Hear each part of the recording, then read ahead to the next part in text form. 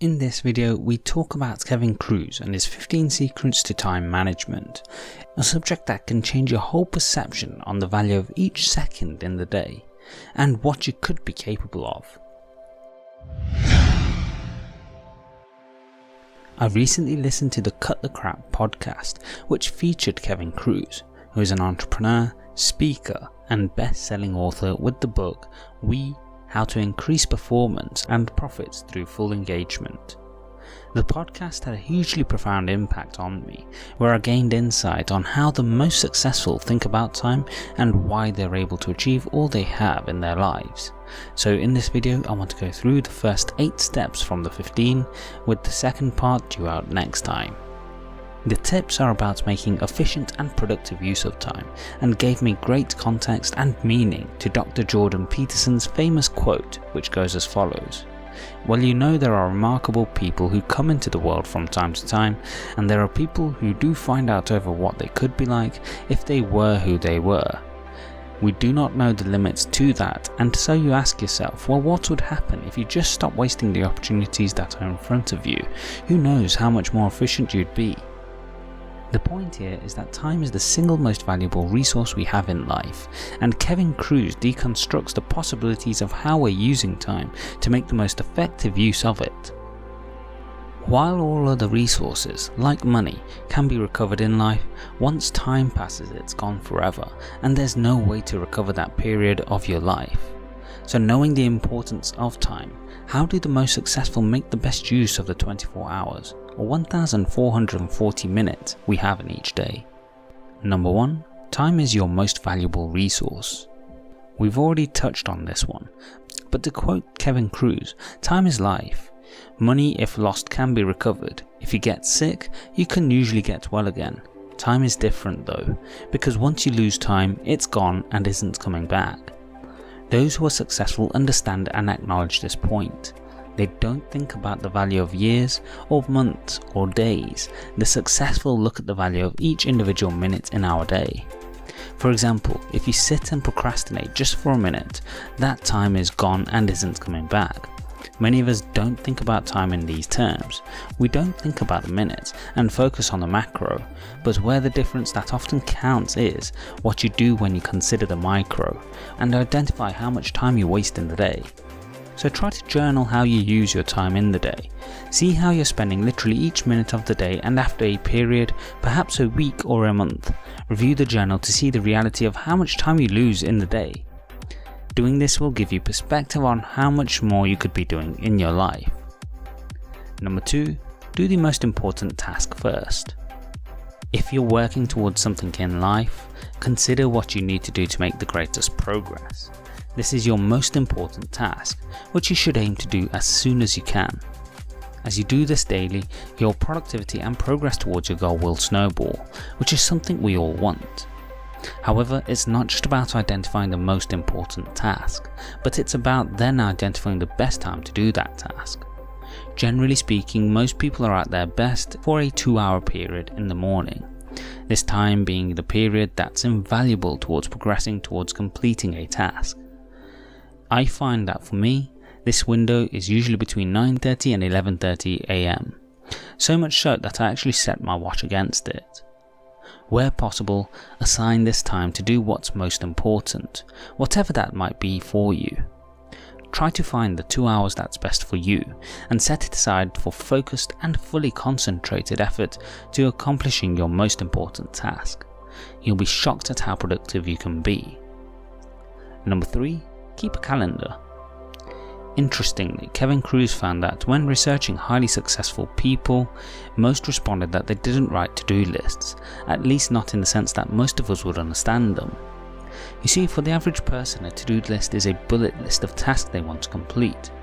The problem is that after writing the list, people don't actually decide when they're going to act on the items on the list, and often it falls to the wayside as other things come up. Successful people don't just list tasks, they schedule time to complete them. By giving yourself responsibility to actually plan when you're going to complete tasks, you're significantly more likely to go ahead and complete it. That means the next time you write a list of tasks, rather than just listing them out, spend time to assess how long each one will take, and set aside time in your day for them. Make sure to write it down, keeping a calendar or diary to help you. Doing this will make it significantly more likely that you'll follow through to complete them. Number 4. Beat your future self. This one is all about beating procrastination by identifying behaviours that can be counterproductive to what you want to achieve and cutting them out before they have an effect. So for example, say you want to wake up at 5 AM and go on a jog first thing. Identify what might be stopping you, which might be hitting the snooze button or hesitating about the jog even if you're up. In this case, you need to set yourself up to follow through. For example, put your alarm clock in another room so that you have to physically get up and move away from your bed at 5 AM. Then to try and ensure that you go on the run, try to wear the clothes you will run in when asleep. Try putting your shoes near where you set your alarm so that you're reducing the possible moments of hesitation and doubts. You could also try using the 5-second rule by Mel Robbins, launching yourself into action. Number 5. Set work time. Anyone who watches motivational content will surely have heard speakers talking about hustle and working non-stop and limiting sleep for it.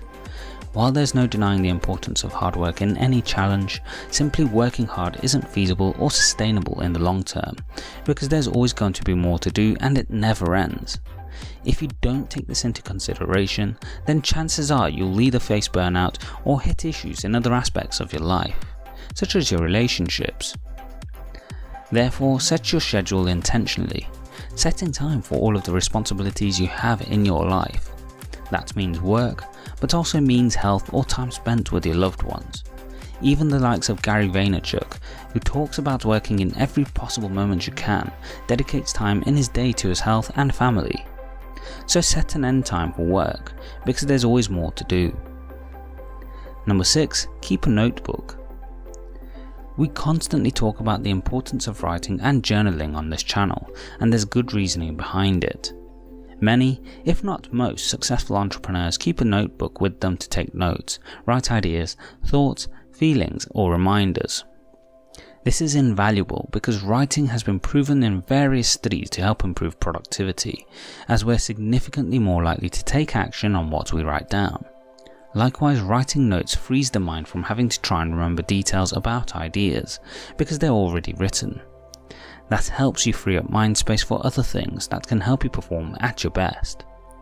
Just make sure that you schedule time to reviewing your notebook as part of your work time, because as mentioned with to-do lists, writing something down and not dedicating time to doing it will likely lead to you not taking action to follow up on it. Number 7. Control your inbox. Controlling your inbox in today's terms means to take control of notifications, not let them control you. What I mean by this is set aside time to check your inbox, whether it be email or social media, every day. Kevin Kruse says he does this 3 times a day, morning, noon and evening. He also goes on to say that in certain positions you may need to check more often, even every 15 minutes. That's fine, but to improve productivity, set times to do it every 15 minutes, making it an intentional action you take. There's a couple of reasons for this, as firstly, notifications are designed to distract you, so when you get them, your focus is away from what you set time towards. The second is that when we get notifications, we get a dopamine boost on checking what they're for, especially on social media. The problem is that notifications are usually non-stop and never-ending, which is where the vicious cycle can occur, where we feel the constant need to check our phones, leading to addiction. Number 8. Schedule meetings as a last resort. This one is usually for those employed, and let me just say, I hate meetings. So much so that I try to minimize the time that is set for a meeting as much as possible, as generally when in a meeting, I find people will use up all of the time allocated for the meeting, whether or not they need it. To me, it's a phenomenal waste of time, which gets multiplied by however many people there are in the meeting, as all of them lose that time. As already discussed, each minute counts, so losing 10, 15 or even 30 minutes unnecessarily is immensely frustrating. And the number of minutes lost from unnecessary and meaningless time spent in meetings in the world today is actually quite a depressing thought, as it's time we'll never get back again, I'm not alone in this thought. For example, Richard Branson believes most meetings don't need to be more than 10 minutes. So if you need to have a meeting, schedule the absolute minimum time needed for that meeting and have a hard start and stop time for the meeting. Don't let people take the meeting off track, and definitely don't let time go to waste in the meeting.